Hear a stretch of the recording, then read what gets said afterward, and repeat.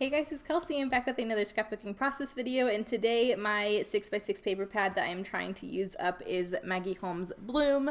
You'll probably see a lot of Maggie Holmes this month because those are the products I have that's sitting in my stash that I've been avoiding that now I'm trying to use up. So I have a 12x12 from Bloom because I also have the 12x12 paper pad for this that's also sitting in my stash, not getting used. But with doing the Baby Got Scraps this month, which I don't know if I've actually mentioned that in my last layout, but I know I mentioned it in the kit share, that all month long when I'm using How to Kill a Kit with Style, it's for the Baby Got Scraps hop, where we are allowed to use one 12x12, everything else has to be scraps.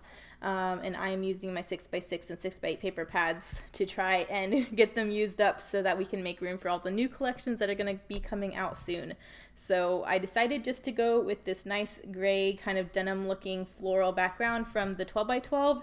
Everything else I'm trying to pull in from my 6x6 paper pad. So I decided to start out with this bow paper and this wood grain paper. I thought those were really nice and neutral, and they sat really nice on the 12x12 I chose. And they actually went with my photos perfectly. This photo is from one of my animal science horse production classes where we were doing hoof testing. So it was a lameness lab, and we evaluated a bunch of horses that were lame to try and figure out which leg it was, if it was a conformation issue, what kind of issue it was. We had, I think it was Dr. Pike, we had a veterinarian come out. He showed us how to do hoof testing. We took x-rays of their hooves, and it was an amazing learning experience. I've said this 1,000 times, and you'll keep hearing it whenever I am scrapbooking photos from my animal science classes, but I loved these classes. I loved them. They were so hands-on, and this kind of getting out in the field and actually seeing it done is really the best way I learn. And it's so interesting. So that's how I know I'm in the right field for sure. But this horse here, she was lame, and we got to do all of the hoof testing type stuff on her. So I'm just getting that recorded. I'm trying to ink all my edges. I'm trying to ink a lot this month, actually, especially with all these Maggie Holmes products. Inking just looks so nice on them because they're already kind of more vintage anyways. And I just love how the inked edges look. So you'll see that a lot this month. I used to do that on like every page, and I've gotten away from doing that. So I'm already having fun pulling that more into my scrapbooking this month. But what I decided to do is I wanted to look like, I'm trying to cheat the eye, and I'm going to do that a lot this month too, with making these 6x6 papers look like they're larger pieces than they actually are. So you'll see the 6x6 wood grain I cut into 2 pieces, and I'm just stretching them behind this photo and this other layer to make it look like it's a longer piece than it actually is, just to try and give me more coverage and more of a nice base to layer embellishments later on. Because with using 6x6 paper pads all month long, I definitely don't want all my pages to look the same with how I usually like to layer with them. So stretching them in these odd ways kind of gives me a different base design to build from, so the pages don't all look the same. But this is pretty much the base of my paper layers. I want to build out a little bit with these cut apart bits. So I'm thinking about having a cluster to the right here, branching out in kind of a L design. And then I want some embellishment on the top of the photo here because there's a lot of area in this wood grain that I think would be a really nice base for a cluster. At first I think I might layer them on top of this wood grain bit, but I end up moving all of those bits down to peeking out behind this bow paper. And I think it looks a lot nicer. You'll see when I kind of shift them there. I think that looks a lot nicer having those kind of stick out there versus at the very, very top. But I'm just trying to layer up a couple of these cut aparts. I'm trying to get any embellishment I can cut or get from the actual paper pad used before I actually go into my stash to pull out other embellishment. And again, inking everything, but I'm really trying to emphasize the green. I don't know why. I think it's because I started looking at some of the cut aparts and I liked the green embellishment, so I figured I would just branch out in that one other color and it would look nice. So I'm just getting them all inked, and then I'll layer them on top of each other. And then you'll see kind of when I get these glued down, I want more of a base for the cluster on the bottom. So you'll kind of see how I deal with that in a second. But I'm going to go ahead and glue these down. I like how these 2 clusters are looking, and then I will go from there. But I definitely need a title and some journaling on this one too. I'm trying to be good about journaling this month because now that we're going backwards and I feel like the photos aren't as self-explanatory going backwards as they are going forward in my chronological album, because when I was taking the photos, going backwards, I wasn't a scrapbooker at this time, so I wasn't thinking that these photos from the place that a scrapbooker thinks when they take photos.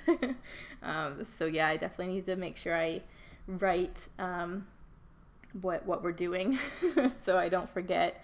But yeah, got those down, and then it was kind of bothering me. I had to have this photo overlap this wood grain to hide the gap, but it was kind of bothering me how it was running straight onto the background. I wanted an extra layer over there, and because I have some black in both of these clusters through the cut aparts, I thought this scrap of black would be a nice little layer to add to the left of the photo, just to bring some more black over there. And I think that helps, adding that little bit of black helps with a black visual triangle that frames my photo. And then I have this sticker sheet here that Kelly sent me when she sent me all those Felicity Jane goodies, and I definitely wanted to get a bunch of the gold icons on this page because I just feel like gold goes so well with Maggie Holmes, and this might actually be from the Bloom collection, but I love this little deer. There's a couple hearts on there. There's this gold wreath that I thought I could use in a couple places, so just deciding to use that as some embellishment too, because I did not get very much of that sticker sheet used up when she had sent it to me with the Felicity Jane stuff. So I'm putting the deer there. There's two little hearts. Again, that wreath I think is really cute. I know I don't need the whole wreath because I want it tucking in and out of the layer, so I'm thinking maybe I can use it in two pieces.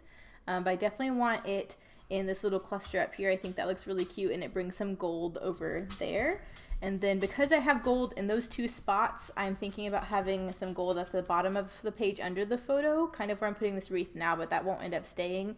But that creates a visual triangle with that gold as well. So I end up not liking the wreath on the bottom part, so I'm adding my title in gold down here, and then since that adds gold to that spot, I end up taking that wreath off down there. But I'm just going to label this hoof testing because that's what we're doing for this lameness lab. And that's pretty much going to explain most of it, and then I'll still do a little bit of journaling, but that to me, I know what we're doing once I see that title in this photo. But yeah, I think that looks nice with the addition of the gold. Gold just belongs with Maggie Holmes. It just does. But yeah, here's where I'm going back and taking off that second wreath just because I felt like it looked messy sticking out like that. And I really didn't need it after I had the gold of the title down there, so I'll save that for another page.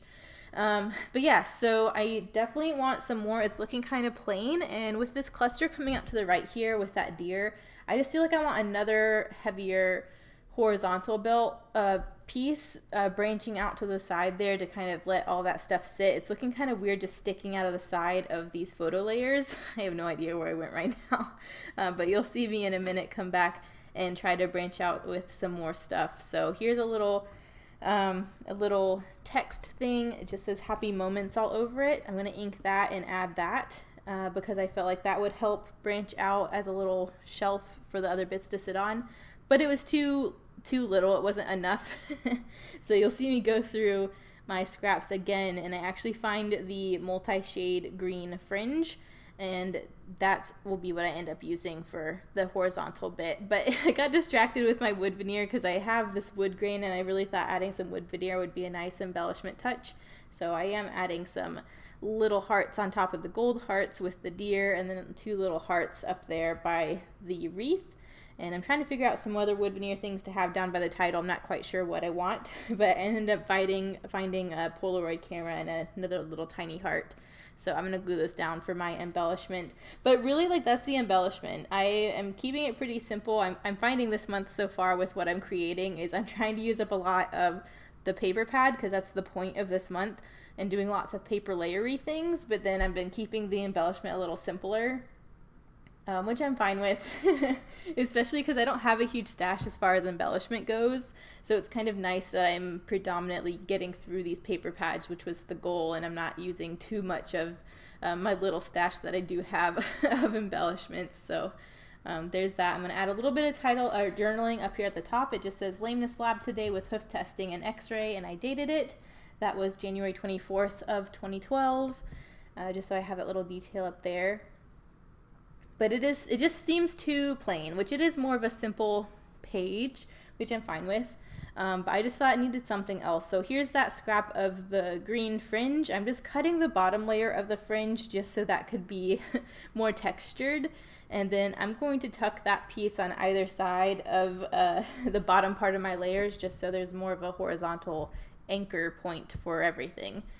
So you'll see me kind of cut that here and tuck that on either side. But I think that kind of helps finish it out a little bit and emphasize more of the green, because right now it's a very neutral page, which is nice. I kind of like my horse layouts to be more neutral. Although this is like the opposite of that Syndra page, which was all rainbows and sparkle. But yeah, I think that's a nice little finishing layer. It feels more complete now with that little bit, so I feel better. And then I almost forgot to ink it, but I remembered and I went back and I did it. So both sides.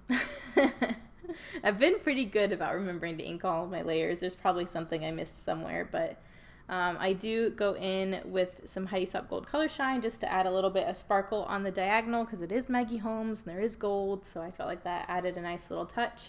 And then for my final touch, I do go in with some white Nuvo drops, and I just create a visual triangle with little clusters around my layout. So by the deer, up there by the top cluster, and then down here by the title. But that's pretty much it. So thank you guys so much for watching. The close-ups will be here in a minute. But yeah, pretty simple page, but I'm glad I'm using some more Maggie Holmes stuff. So yeah, you guys, I'll see you in the next one. Thanks. Bye.